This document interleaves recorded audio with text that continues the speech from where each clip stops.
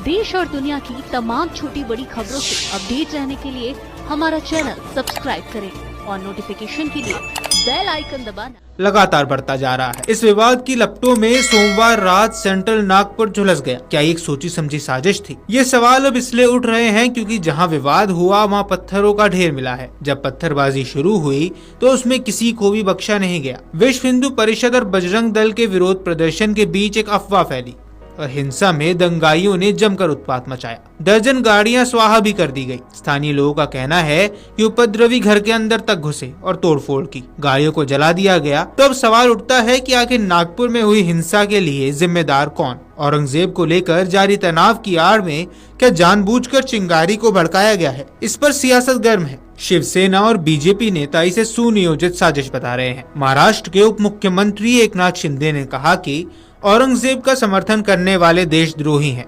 उपद्रवियों को नहीं बख्शा जाएगा। आपको बता दें कि संभाजी नगर में औरंगजेब की कब्र हटाने को लेकर शुरू हुआ विवाद नागपुर हिंसा में बदल गया। नागपुर में कई घरों और गाड़ियों को आग लगा दी गई। एक क्लिनिक में जमकर तोड़फोड़ हुई। यहाँ समझने वाली बात यह है कि एक अफवाह की बात शुरू हुआ। दरअसल एक अफवाह फैली कि मुगल बादशाह औरंगजेब की कब्र हटाने के लिए हो रहे प्रदर्शन में दक्षिणपंथी समूह ने एक धार्मिक किताब जलाई। हालांकि ऐसा कुछ हुआ नहीं था। जिसके बाद उपद्रवियों की भीड़ ने बवाल मचाना शुरू कर दिया, जिसके बाद एक समूह की भीड़ जुट गई और हिंसा पर उतर आई। पुलिस ने उपद्रवियों को काबू करने का प्रयास किया तो इस दौरान पुलिस पर ही पथराव कर दिए गए। पुलिस पर हमले में आम नागरिक और 3 पुलिसकर्मी घायल हुए। पुराने भंडारा रोड के पास हंसपुरी इलाके में रात 10:30 से 11:30 के बीच एक और झड़प हुई। अनियंत्रित भीड़ ने इस इलाके में कई वाहनों को जला दिया। इलाकों के घरों और क्लिनिकों में तोड़फोड़ की गई। वहीं आपको बता दें कि महाराष्ट्र के मुख्यमंत्री देवेंद्र फडणवीस ने नागपुर में हुई हिंसा की निंदा की है। उन्होंने कहा कि ये हिंसा और दंगे पूर्व नियोजित लगते हैं। किसी को भी कानून व्यवस्था बिगाड़ने की इजाजत नहीं है। महाराष्ट्र में शांति बनाई रखनी चाहिए। सीएम ने बताया कि हिंसा में 33 पुलिसकर्मी घायल हुए,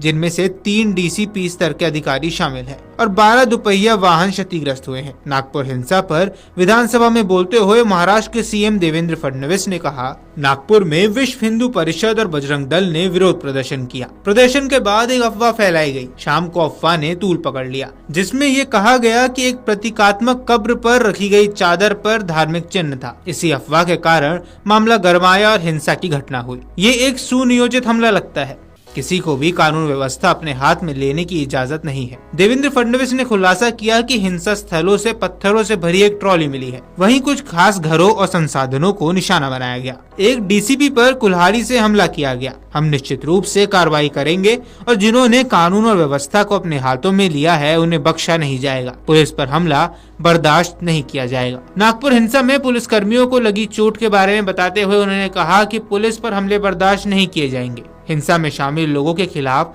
सख्त कार्रवाई की जाएगी। उन्होंने बताया कि 3 पुलिस उपायुक्त डीसीपी घायल हुए हैं। एक डीसीपी पर कुल्हाड़ी से हमला किया गया। फडणवीस ने आगे कहा, कुल 33 पुलिसकर्मी घायल हुए हैं, जिनमें 3 डीसीपी शामिल हैं। 5 घायल नागरिकों में से 3 को छुट्टी दे दी गई है और एक अभी भी आईसीयू में है। उन्होंने बताया कि नागपुर के 11 पुलिस स्टेशनों में निषेधाज्ञा लागू कर दी गई है। मामले में 5 अलग अलग एफआईआर दर्ज की गई हैं। वहीं इसी बीच महाराष्ट्र में सत्तारूढ़ महायुति और विपक्ष मंगलवार सुबह विधानसभा परिसर में आमने सामने आ गए। दोनों पक्षों के विधायकों को एक दूसरे के खिलाफ नारे लगाते हुए देखा गया। शिवसेना नेताओं ने औरंगजेब के मकबरे को हटाने की मांग करते हुए विरोध प्रदर्शन किया।